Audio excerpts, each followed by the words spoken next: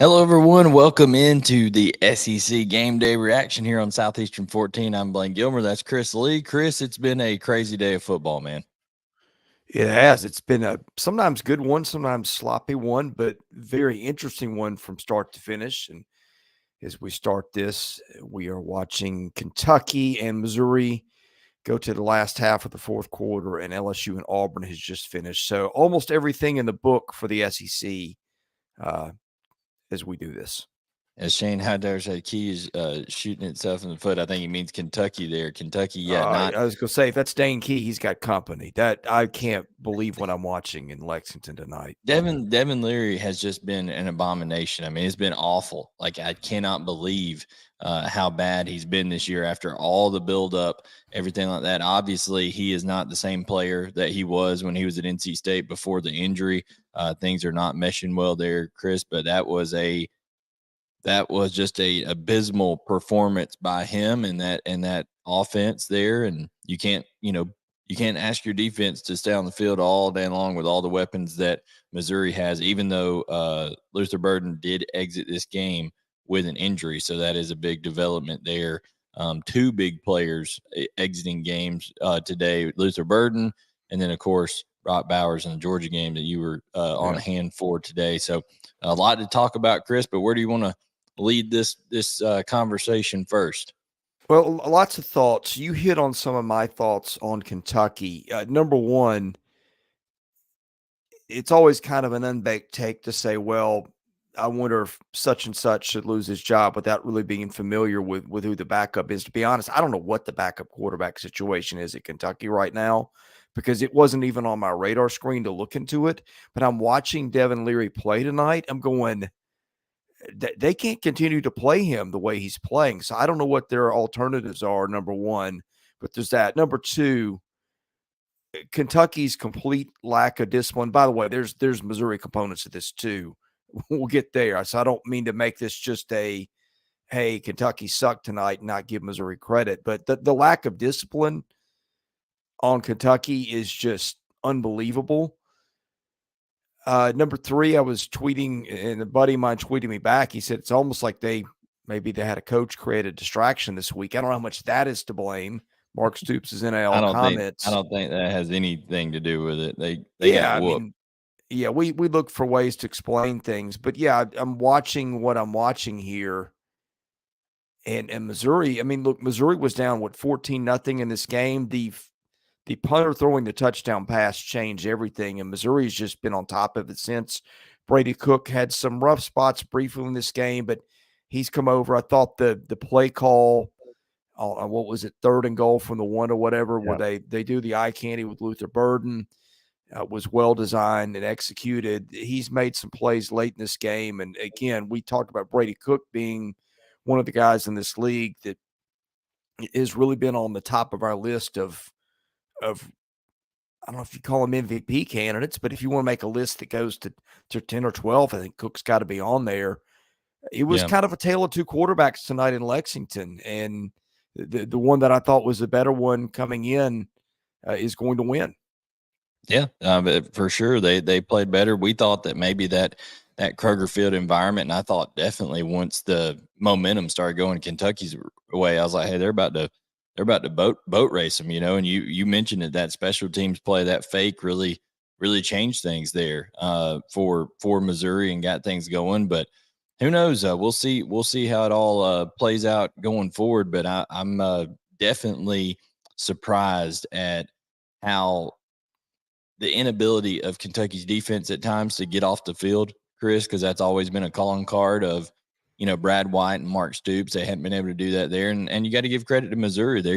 They look good. They run the ball well enough, and then they make explosive plays through the air as well. Now, it will be interesting to see how, with the Luther Burden injury, what that looks like and things like that. I mean, I as good of a player as he is, you hope he's able to come back and be fine. And the same with Brock Bowers and all these guys have been hurt. Adrian Cooper for Texas A&M was hurt. Walter Nolan, a bunch of guys out. Walter Nolan's the most serious, I think, of all of them. But hey, it's just a day where football is a brutal game, and some of these games were games that maybe weren't the most exciting on the schedule, and that ends up being sometimes, Chris, the more exciting weekends when you're not expecting anything out of them. They end up pumping out some exciting results and some different things like that. So it's interesting there to see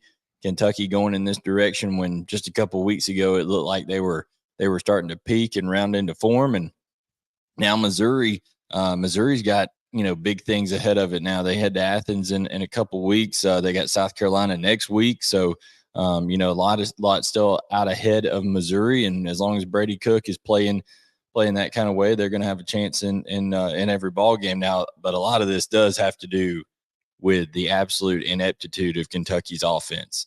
It's atrocious. Yeah, I mean, they had the game, and by the way, we're not going to stay on Kentucky probably too much longer because we got some other games to talk about. Yeah, I'll give Tennessee. you that is. I'll give you a heads up. I've got 2 or 3 things that are storylines that I've got in mind. I think are maybe the biggest things coming out of today, and I'm sure I'll forget something, but I thought Kentucky had the game set up. They get up 14-0. You got Ray Davis runs for about 90 yards in the first half. You've got game flow in your favor, right? Because that's where your bread is buttered. Ray Davis with Leary having issues. And Missouri flipped that so quickly at the end of the half, came out in the second half and got momentum.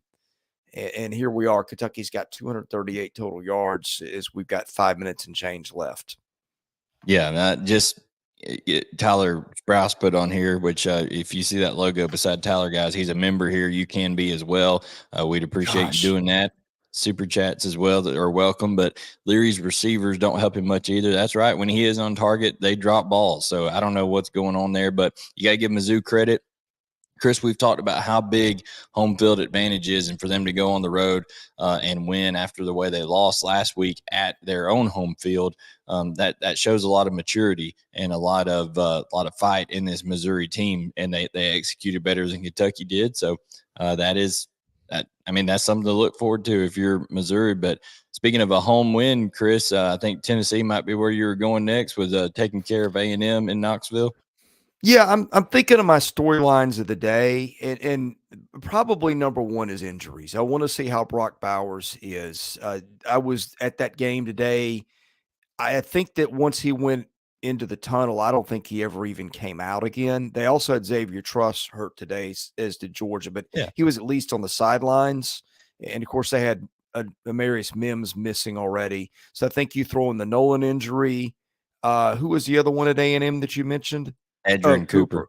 Yeah, him and Luther Burden. So those are 4 or 5 really, really, really big names. So I'm going to be monitoring Monday and Tuesday to see what comes out of press conferences on health. And my goodness, Devin Leary just threw another pick.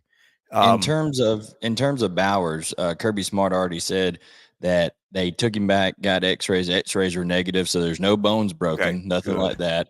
They're going to do an MRI just to check tomorrow, but I think he said what you're dealing with is just a low ankle sprain, not a high ankle sprain. So the low ankle sprain, you're actually able to recover faster if that is the case. And Brock Bowers is tough as they come. So if he can walk, he'll be out there playing.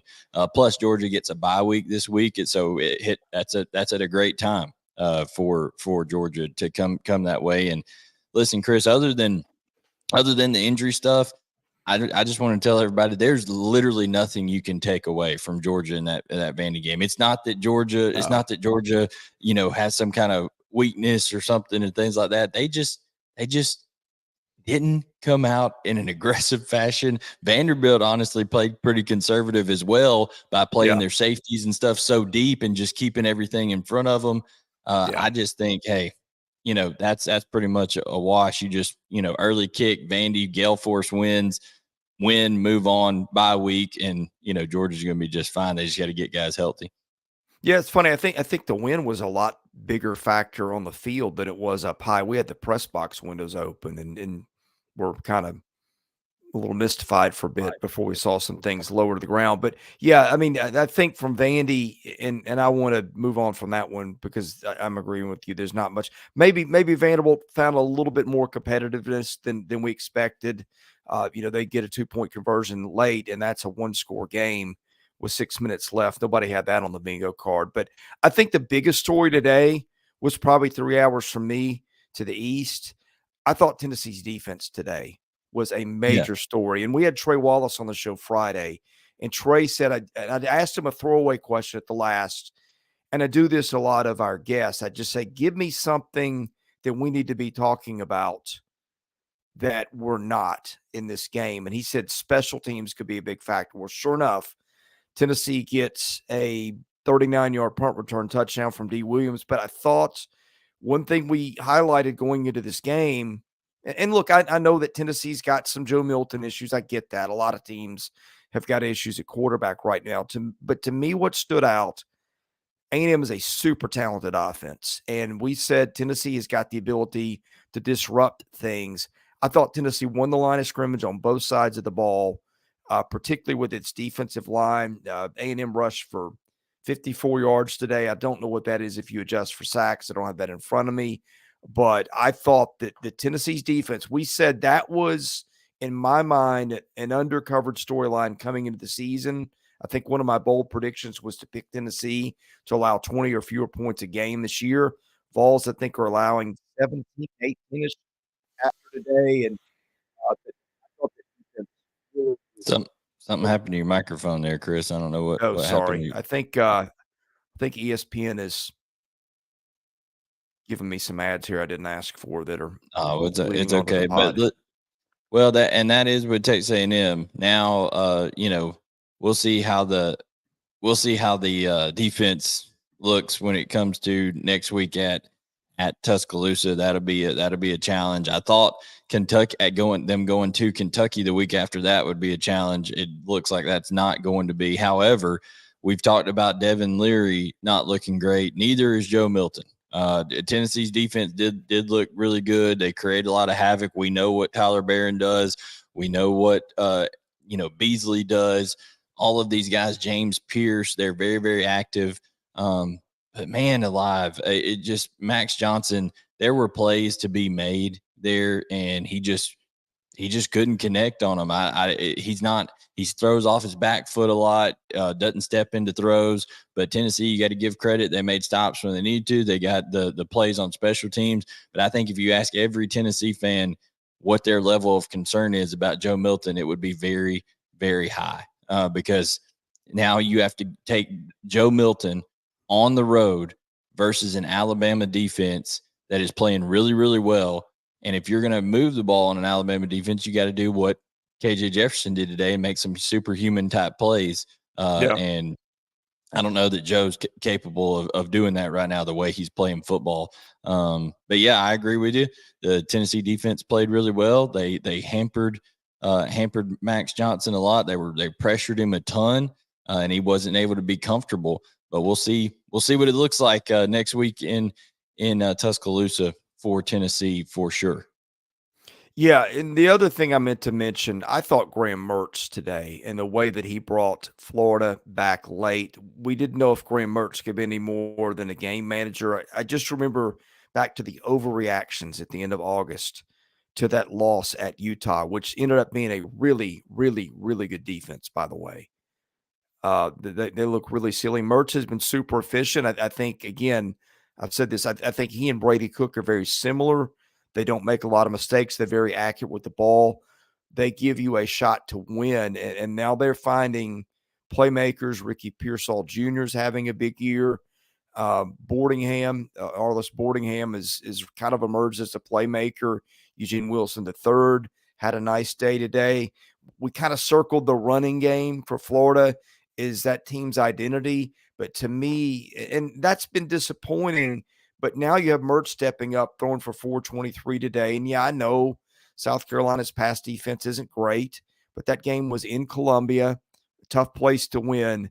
And I think that's one thing that maybe people need to start talking about more is Graham Mertz not getting enough credit for what Florida's doing.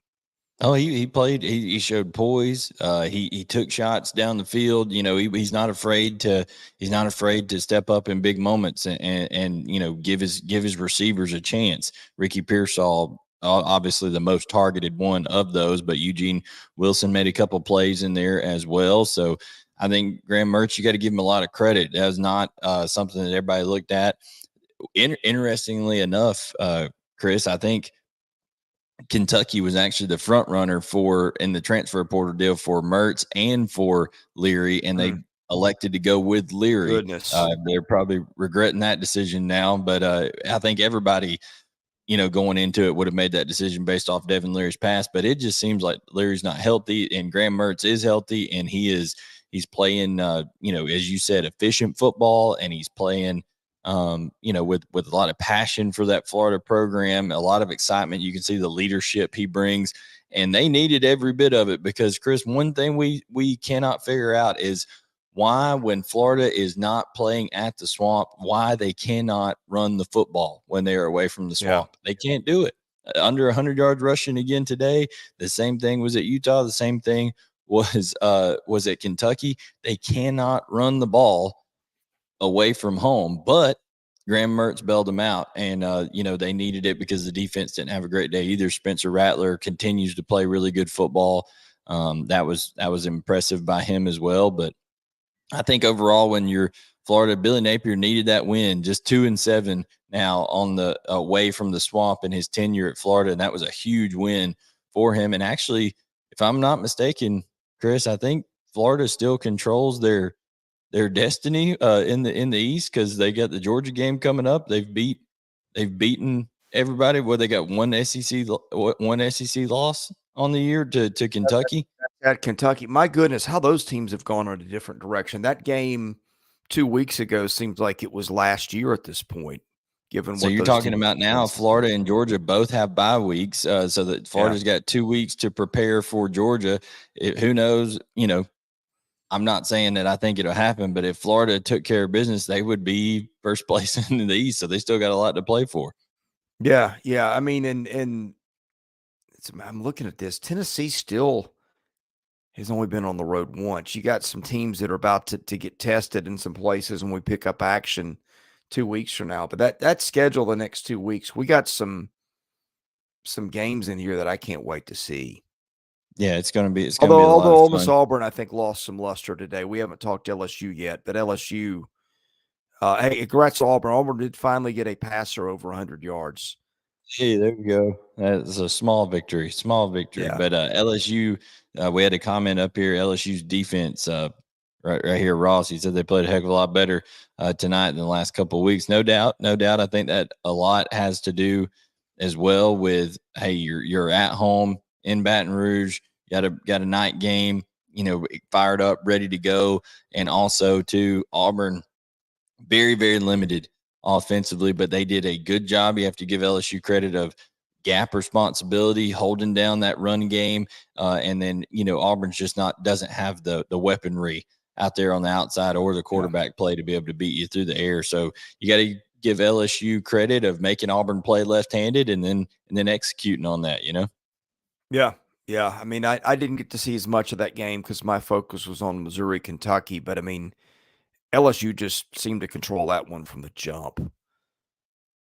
Yeah, no, they did. They came out, kind of on fire, and Auburn put up a little bit of fight, kept it in around a 13-point game there for a little bit, but they just didn't have the horses to run with them. Jaden Daniels continues to just make plays where he's just putting the ball in spots where his receivers can make plays after the catch, and I think that's just a big problem for people when Jaden Daniels is accurate and playing as well as he is, Chris. I mean, with those receivers, it's dangerous. And we know that offensive line, ever since that Florida State game, they've really turned it around in terms of protecting Jaden Daniels and also getting that run game going with Logan Diggs and things like that. So that LSU offense, in my opinion, is the best in the country. If they can get a little bit better defensively, I think that they're a dangerous team, even having to go to Tuscaloosa later this year. Hey, let's talk Alabama. in Arkansas for a minute. I didn't get to see really much of any of that when I was at Vandy. Did have it on my laptop, but Yeah, I the watched it. chances that I got to watch were kind of few and far between. Alabama jumped out all over them and then kind of hung on for dear life. And I know Jalen Milroe had another weird passing game. For Arkansas, just another frustrating loss. I think that's 17 in a row to Alabama. But I was just wondering what takeaways you had coming out of that one since I didn't get to see it. One takeaway is that Alabama continues, Caden Proctor at left tackle continues to get abused. Landon They gave Jackson, up 4 sacks again today, didn't they?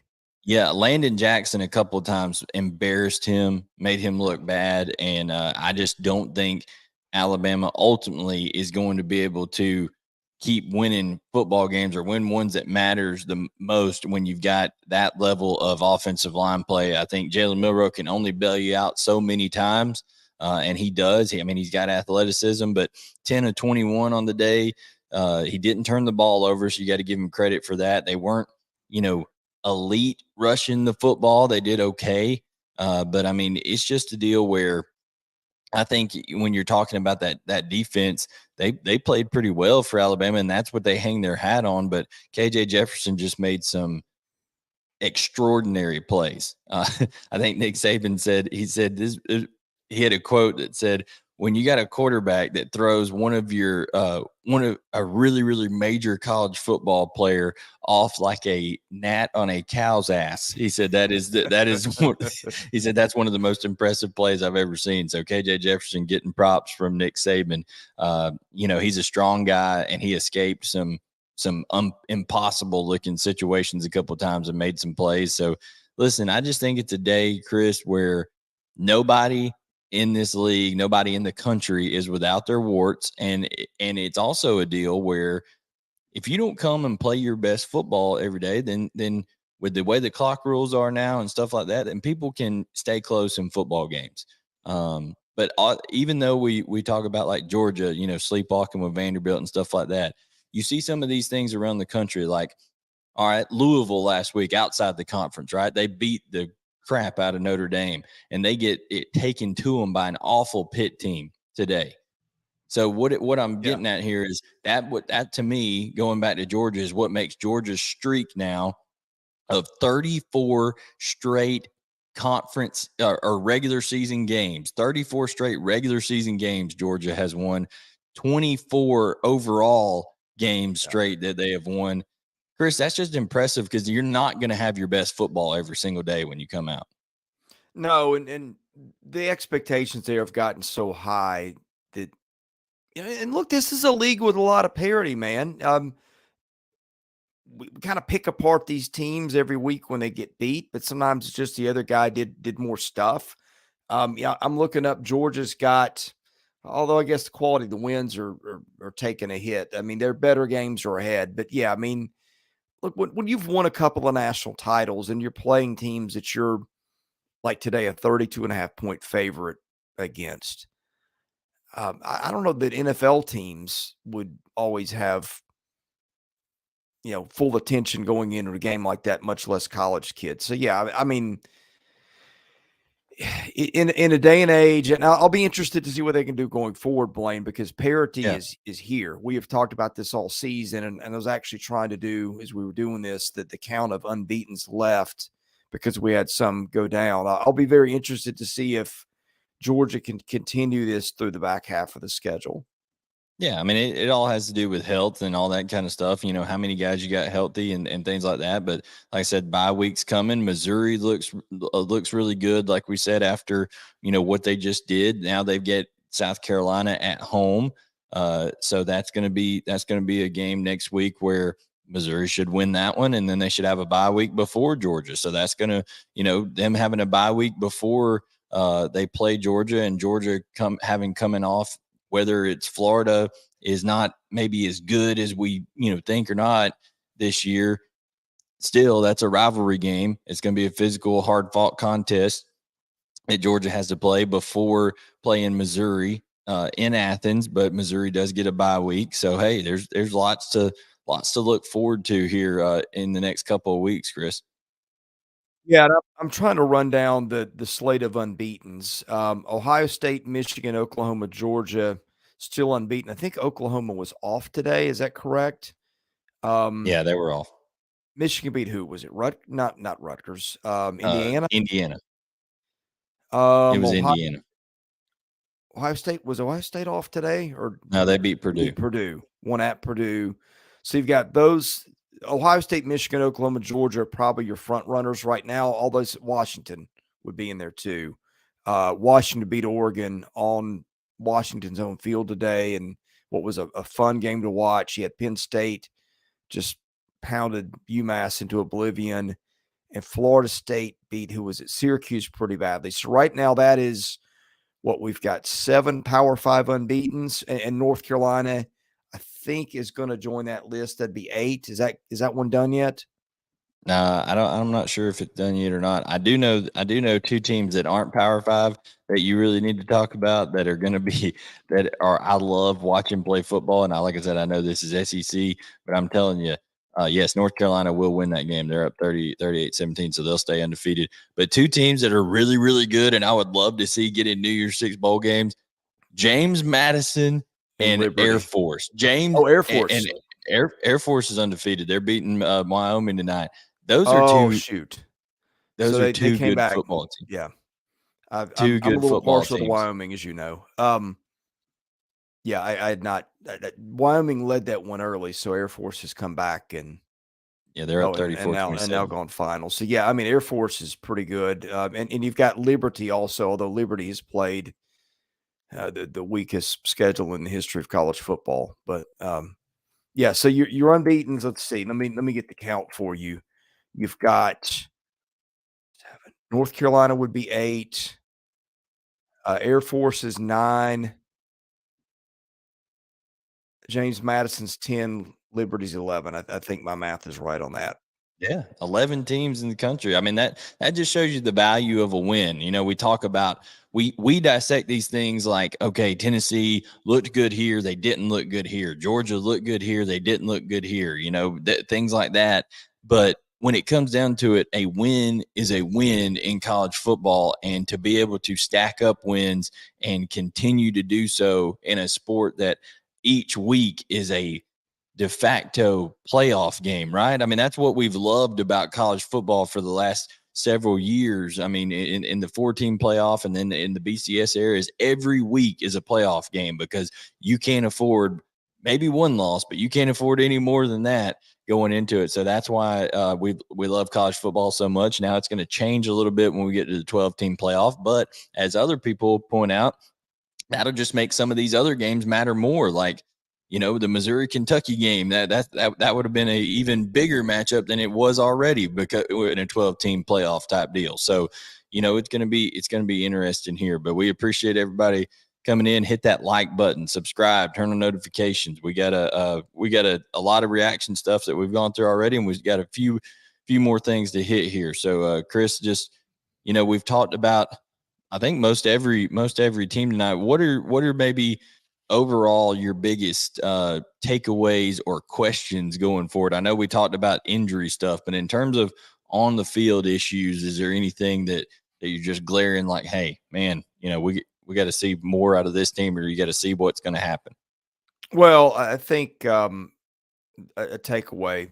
You said playoffs. I still continue to wish we had the 12 team this year because I'd like to see LSU get in and see what it could do. I Yeah. think LSU's not going to make it now, but fast. Tell you a matchup that would have been fun to see in the playoffs: LSU North Carolina. Oh Boy, yeah, that would like be 9 million phenomenal. points scored. Exactly. Takeaways from what we've seen today. Got to wonder about Jimbo Fisher's seat. That's a hot topic. Still an expensive seat though. And by the way, we're catching a little flack for taking Missouri. Yeah, we did take Kentucky. I said that I thought that on a neutral field, give me the home team, and that was Kentucky. Maybe that was the easy way out. I thought Kentucky's defense was a little bit better than Missouri's, and playing at home, they'd be fired up. Yeah, I mean, I was wrong about that, but great. Hey, Missouri's a We good were team. right on Tennessee, and Yeah, we I were mean, right well, on and look, Florida. well, no, I wasn't. I was wrong. I had South Carolina because they were the home team. I had Florida. There were 3 pick'ems, and I went home team on all of them for lack of a better idea. So, yeah, I mean, I think Missouri's pretty strong, I think. I want to see what the Burden situation is. We've said that since the opening week. He has taken so many hits. I worried about him getting hurt, so hopefully that's not serious. I want to see if Kentucky can get it right going forward. I just don't have any confidence with them at the quarterback position after tonight. The discipline was awful. I think a week off. Be interested to see what they do in the Tennessee game. That'll be fascinating in 2 weeks. With Tennessee coming off either a big win or a letdown in Tuscaloosa next week. Can't wait to see that one, because I think both teams can give the other team some problems. Arkansas, we didn't talk a lot about Arkansas, but Arkansas's not quit yet. Hung in there today when it could have mailed it in, being down in Tuscaloosa pretty early, did not.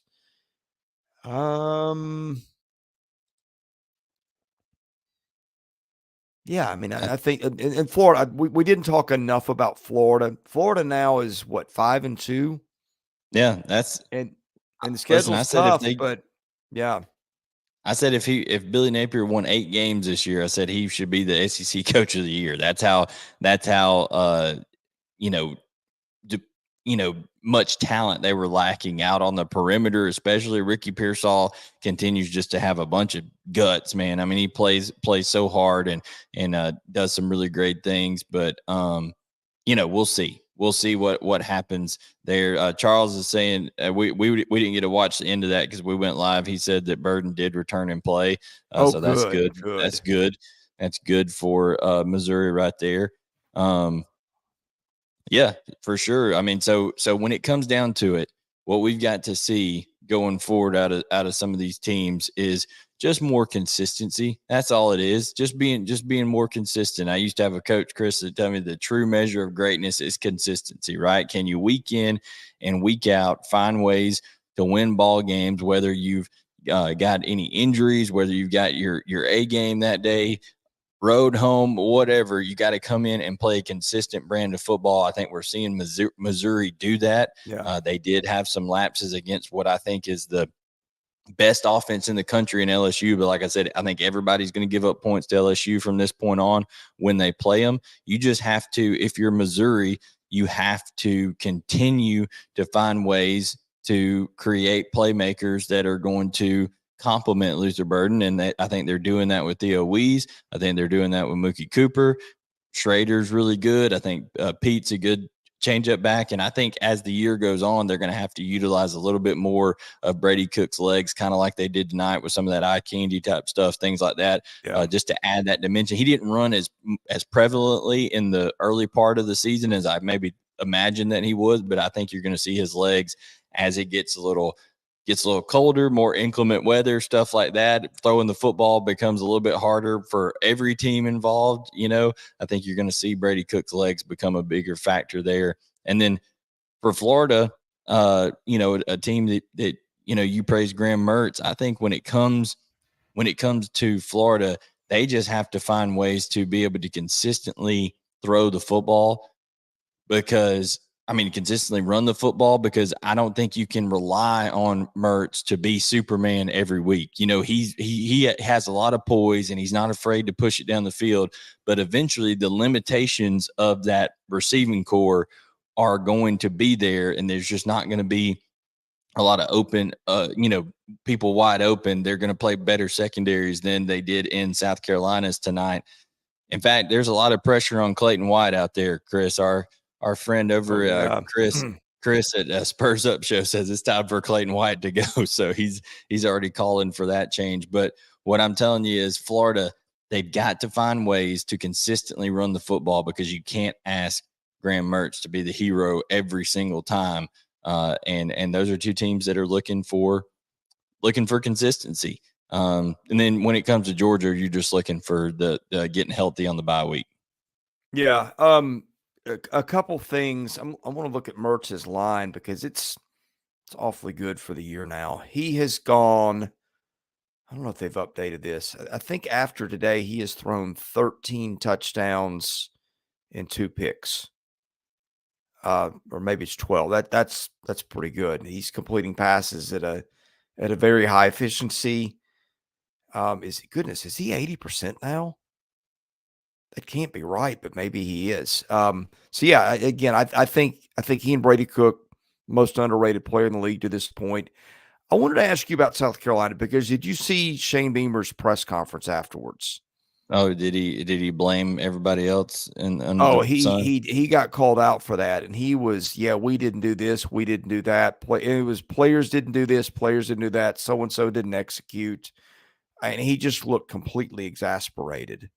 Well, you know whose fault that is? That's the ultimately, the coaches are responsible for making the players do what they're supposed to Well, do.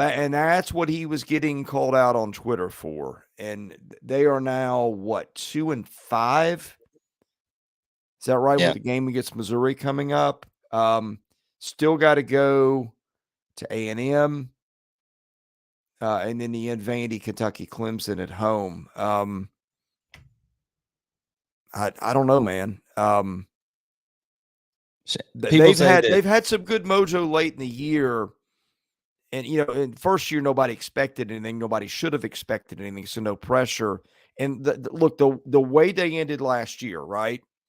Carolina was everybody's hot pick for number 2 or 3 in the SEC, and Carolina fans were feeling it, and recruiting momentum, all those things. And I'm not saying they were wrong to feel it, but they're the 2-4. league. By the way, they had a bye week. Okay, it's all about where you set the bar, and that bar in Columbia was set pretty high. And it shouldn't have been, because they didn't have the talent up front to even think about competing this year. And that was before the injuries. And now they've had a ton of injuries. So, I think that's some misplaced expectations by South Carolina faithful. They shouldn't have been expected that much out of this team. But man, I just think when you're talking about, people say that Shane Beamer's not even close to being on a hot seat. How could he not be? Will Muschamp had a better record at this point than Shane Beamer does in his career, and at South Carolina. And I know they say recruiting is going well, but I mean, how long do you get? Shane Beamer said himself, you don't get a 5-6 year rebuilding plan in the SEC. So Yeah. I don't know what their schedule's like next year, but anyway. By the way, Charles says national media pushing Mizzou to overrated due to the fact they're never completely aware how complete the team is. Hey, that hasn't been the case here. We've been calling that one out a while. And Chris Taylor, yes, Missouri's only loss was to LSU last week. Yep, for sure. I did think that Kentucky would play better at home, but man, that has a lot to do with two things. I think LSU, Missouri affected him, of course, and I also think Devin Leary is just playing really, really bad football right now. So that's one reason that happened for Kentucky not playing well offensively. But you got to give a lot of credit to Missouri as well. So we're going to find out a ton about Missouri as we go forward. Yeah. All right. I'll give you let's have some fun here. Let's pick the lines next week. See how close we get on these. Missouri, South Carolina. That one is in Missouri. I'm thinking Missouri and 7. I think it's going to be like 8.5. I think they'll be. I think they're going to look at South Carolina and be like, no chance. Okay. Especially on the road. I think probably in a neutral field, it might be, it might be 6, something like that. But I don't know. I'm thinking 8.5, 9 points, but maybe 7. Tyler Sprouse says 7.5. Yeah, I mean the computers. I'm looking at a bunch that I've always got in front of me, and the lines are always very close to what the computers had. The computers had these teams right in that same stratosphere where, like, on a neutral field, it's probably a point or two. Now that's gonna change with Missouri winning at home and Kentucky, the outcome of that game tonight. I've lost my train of thought. But anyway, my point is it's going to separate a little bit. South Carolina losing to Florida home. That's what I meant to say. But I think it's probably Vegas doesn't overreact or doesn't react as heavily to what happened last week as fans do. I do think that's probably 7-8 still. Yep, no doubt, no doubt. Hey, what about Alabama hosting Tennessee? What do you think the line is for the Vols going to Tuscaloosa? The lines for Alabama games are always higher than I think they're going to be. I think so. I would say I would peg that as probably an 8 or 9 point game in my mind. I think it's going to be closer to 13. Yeah, no, I think it could be honestly a 2 touchdown deal. Like Yeah. you're talking about. I mean, I think it could be, 14 and a half. I really do. Because I don't see people don't realize just how good the Alabama defense is. They gave up a couple of, crazy plays, but part of that was because they weren't extending They had a drives lead. offensively. They lost focus. They admitted Yeah, to it and they weren't today. extending Yeah. drives offensively either. Didn't have a great area, or weren't great in that area. Third down efficiency, only 6 of 14, not terrible, but not fantastic either. So on the day, and Milroe, I mean, there's just some inaccuracies at times that you're going to have to live with. But as long as he's not turning the ball over, it'll be fine. But I think Alabama is going to beat Tennessee pretty badly. Charles Conway, good. Tennessee so good yet so trash. I don't understand. And this is what I think my take on them is.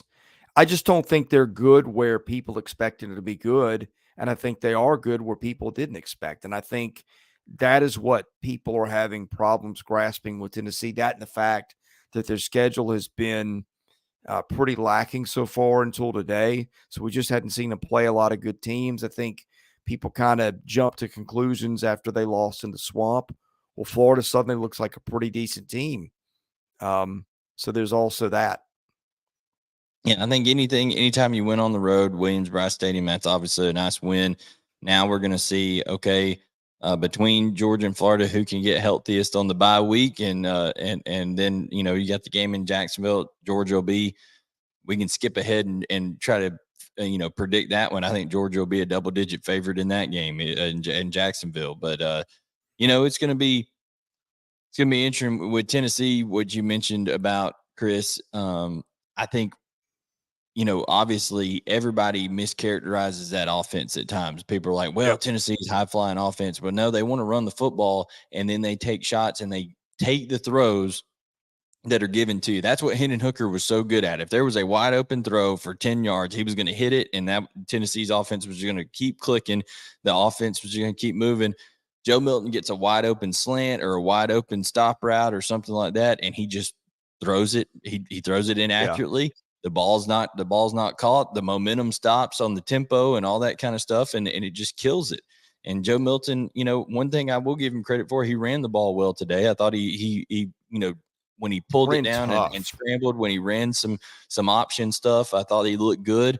Maybe they need to incorporate more of that and say, all right, Joe, you're gonna use that big body and gonna run a little bit instead of throwing it as many times. But they have a lot of people don't realize the kind of talent that they lost at receiver. People didn't credit Jalen Hyatt and Cedric Tillman enough for the kind of receivers they were for that program. And I think Hendon Hooker, now looking back on it, very vastly underrated, even though he was a borderline Heisman contender from last year. So, well, it shouldn't have been borderline. They screwed up when they didn't invite him to New York. But next one, let's see. We've got Arkansas hosting Mississippi State. I'm going to guess that's Arkansas by 6-ish. Really? I don't know. Yeah, and maybe so, the way they played Alabama. State, and Maybe we so. don't know about Will Rogers either. Well, of course, and if they do that, they got Mike Wright, who's not a bad option as a backup. No, he's not a bad Um, option as backup. I think it's just it's completely different. Ole Miss is going to be a big favorite at home over Auburn. Probably double digits at no, they're at Auburn. That's Excuse me. at Auburn. I think that's going to keep it down a little bit. I just 7 don't think points maybe. Auburn can score against anybody. They're going to be. There's going to be a lot of hype around that place this week, but I just do not trust Auburn to put points up against much of anybody. I think that's going to be Ole Miss 6 points. and yeah, that's about. I was going to say 7. Yeah. Then we don't even need to set one for LSU and Army. I mean, that's just going to be they'll be a 30-point favorite. I mean, it'll be crazy. It'd be a big number. Big number. Then the other SEC game. Nope, that's all of I them. think That's that's all of them. it. We got a bunch. There's 4 SEC on SECs and LSU and Army. Yeah, got a bunch of games or a bunch of teams that are on buys next week, so it's going to be interesting. And then October 28th is a pretty packed week. Got a lot of games that week that'll be interesting as well. So getting into the nitty gritty here, really when you look at it, you got what in the SEC East, you got Georgia with Florida in second place, Tennessee in third place, and then Kentucky in fourth now. So yeah, it's shaping up to be a Georgia Florida because Florida has the tiebreaker. But if Georgia takes care of business, then it'll be all for all the marbles. If Tennessee can keep their nose clean until they play on November 11th in the East. So kind of what we thought there, but they would have to. They're going to get another SEC loss next week, I think, at Alabama. So they'll have 2 losses. Florida's going to continue to control their own destiny. Like I said, Chris, that'll be a huge game in Jacksonville. Yeah. Feels like the bye week comes at a good time for Georgia with the Yeah, injuries no, to it's a Mims and huge Truss and time for Georgia. Bowers. I Yeah, I don't know mean, what huge. they've got defensively in terms of injuries, but that's 3 big guys on their offense. Yeah, Dan Jackson also didn't play, a very That's experienced right. safety that played a lot. He didn't play for him today. Tyron Ingram Dawkins has been out since the beginning of the season. Yeah, excuse me, I forgot. Missouri controls their own destiny as well. So Missouri, and Florida are in second now, right there, with one SEC loss apiece. In Tennessee, because they lost two.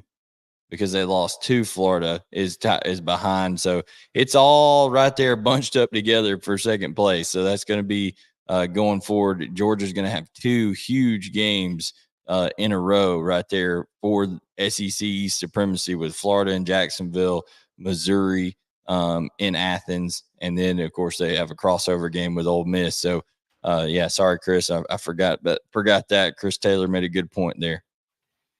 Hey, I want to ask you, if you're Jimbo Fisher and all the stuff that's going to come your way, because they basically had, well, I mean, Auburn was a game that was a nice win. Auburn has its struggles offensively, but pretty good defensively. So I'm not going to say A&M's not beating anybody, but look, I mean, they circled Miami's a big game. Arkansas was a big game, but Arkansas hasn't turned into what we thought it would be. You lose the one to Alabama, you lose at Tennessee today. You know what it's going to be all week. If you're And you got a Jimbo bye Fisher, week. well, and that's what I was going to say is, would you rather just not play almost anybody than have to sit and stew in it for 2 weeks? Oh yeah, they're going to be licking their wounds for a while. I mean, that's not a great feeling anytime you lose going into a bye week. That's a terrible feeling. You don't like that as a coach. It just makes the taste linger in your mouth longer of that loss. So that's not something you enjoy at all. But man, when you look at it, what could have been for Texas A&M too, because they should have beat Alabama and they should have beat Tennessee. I mean, they outplayed those teams in terms of up front and in a lot of ways.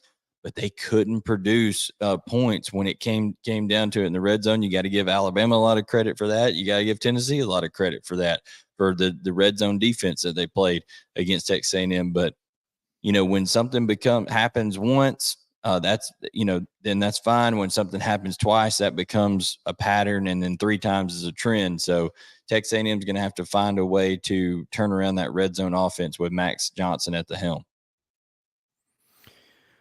I feel like we've hit on everything. We've got a lot of people joining us late. So just to recap, I said I thought the things that I took the most meaning from today.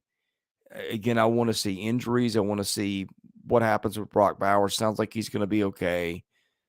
You had Walter Nolan and Cooper get hurt at A&M.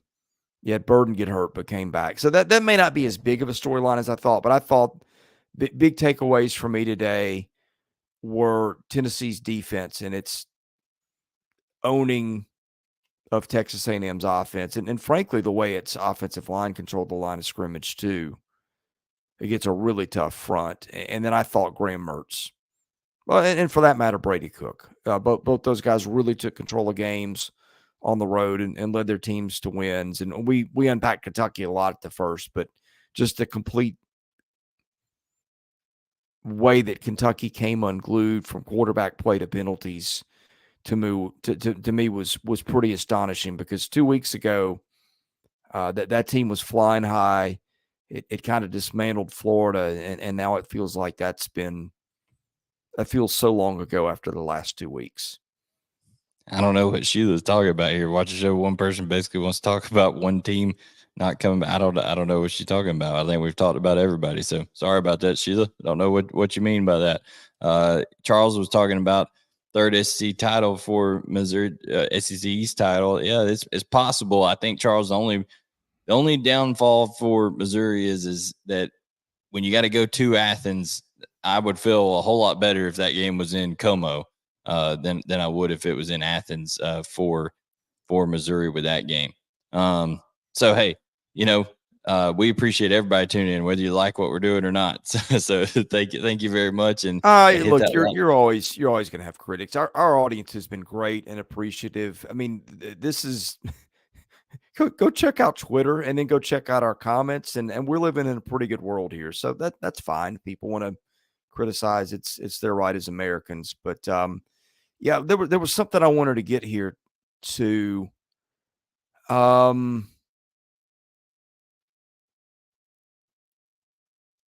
Let's see.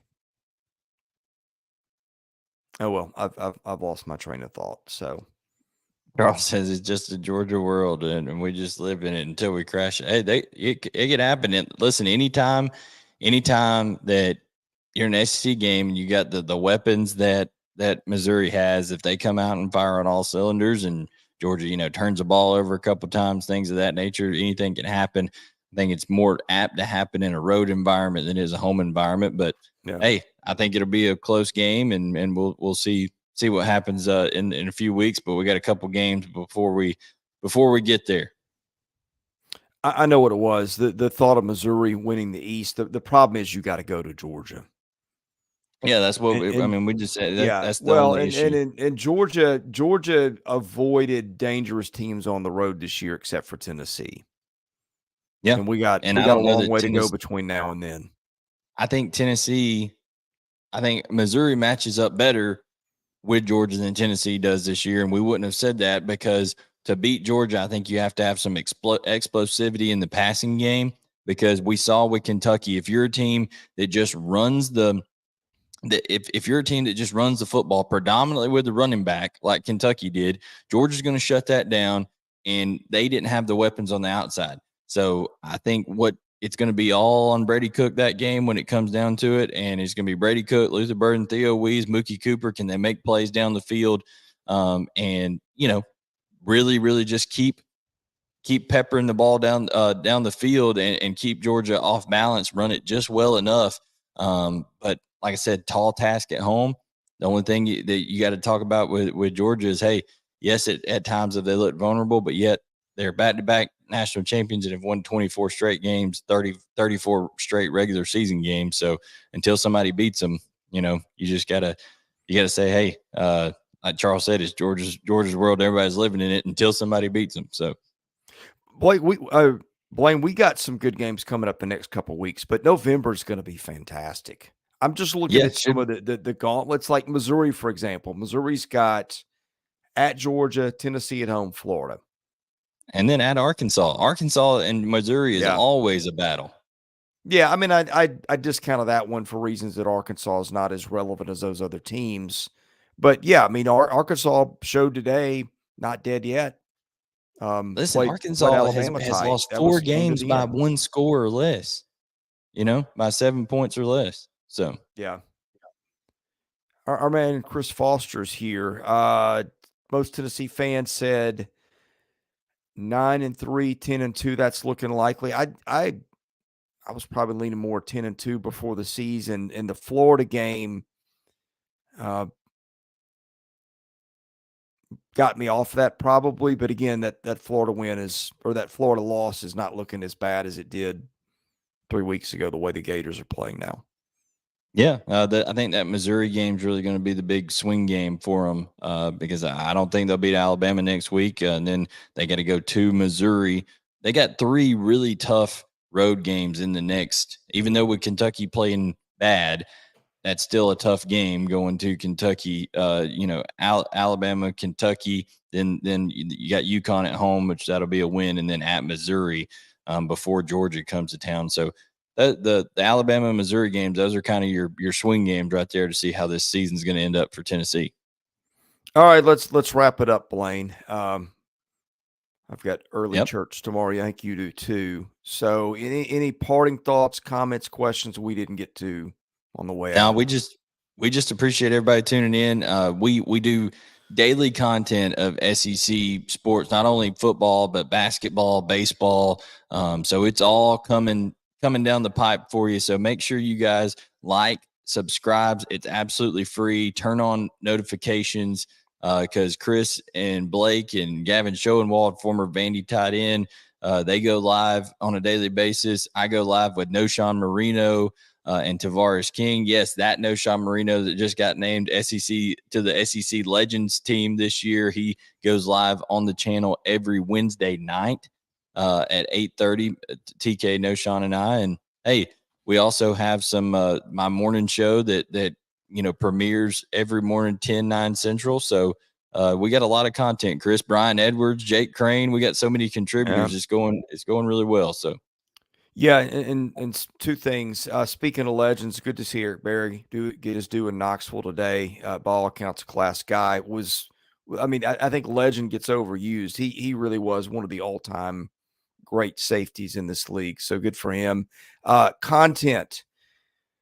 I'm going to be in Birmingham on Wednesday. SEC Basketball Media Days. We're getting that cranked up.